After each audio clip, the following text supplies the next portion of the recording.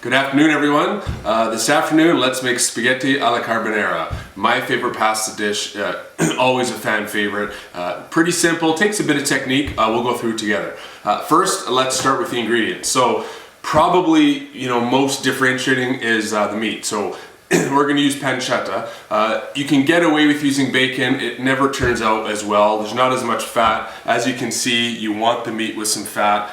Despite what you read, fat is good. Those of you who cook a lot know that. So we're going to be using pancetta.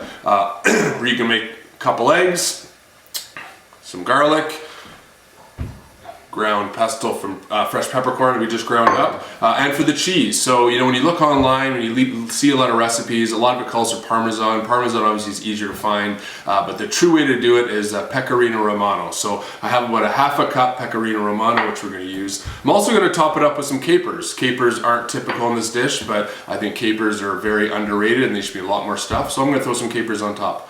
All right, let's start.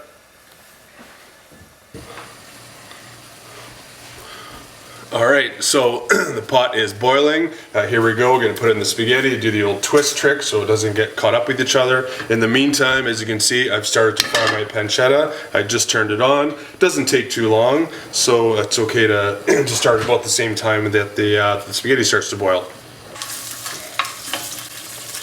Got my trusty wooden spoon here, mixing it around. I'm also going to put my clove of garlic and just put it in the pan like that. I'll remove it later, but it'll give that oil that comes off the pancetta that good flavor that we want. And while that is cooking, I'm going to start making my egg mixture. So I've already put my 2 eggs in here. I'm going to add about a third of a cup or so of the Pecorino Romano cheese. And again, the ratio is just what I want it to make that cream look like. Now, if you've ever been told or seen to add actual cream to carbonara, big mistake. Don't follow that advice. The cream comes from the egg and the starch from the pasta water, which we're going to add in later. So you just want to create a type of sauce or cream like this. So again, the cheese and egg composition, you can tweak it a bit. I'm just cooking for one today, so this is just a 2-egg one. I also like my sauce creamy, which means I added more egg. A lot of people will just add 1. And when I get it going, I've got enough cheese in there. I might add a bit more cheese to thicken it up just a little bit.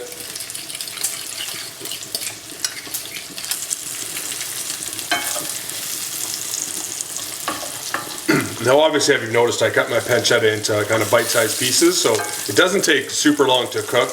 You don't want to overcook it.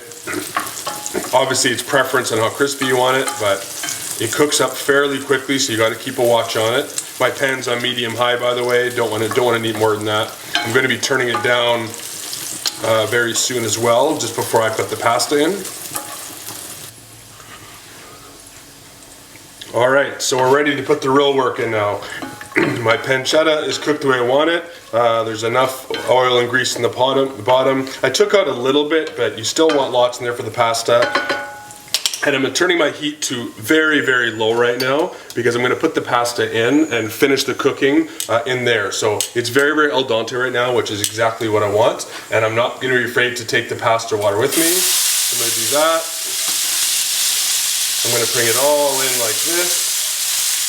And I'm going to mix it around, go back to my wooden spoon for this. Yeah, I'm going to make sure there's enough pasta water, so I'm going to grab a bit more. I'm going to finish cooking it like this, kind of risotto style here. And like I said, it's still hard, the pasta's still hard, which is fine what I want. I'm going to finish cooking it like this. I'm also going to take out of my garlic at this point, put it aside. All right, so now we're going to add the egg and cheese mixture, and this is where you could really butcher this up, but make sure the heat is completely turned off. If not, you're going to get scrambled eggs, and that is not what you want. I still have a little bit of pasta water in there. I'm going to keep that mixture up. And as soon as I put it in, I'm going to keep tossing it. Again, up like that. I'm going to put my pepper in. I'm going to put my capers in. And I'm gonna keep tossing. Make sure it doesn't stick. Make sure I'm not overcooking it. Again, no heat is needed on this step whatsoever. And this is what you want. All this creaminess right here. Turning out beautifully.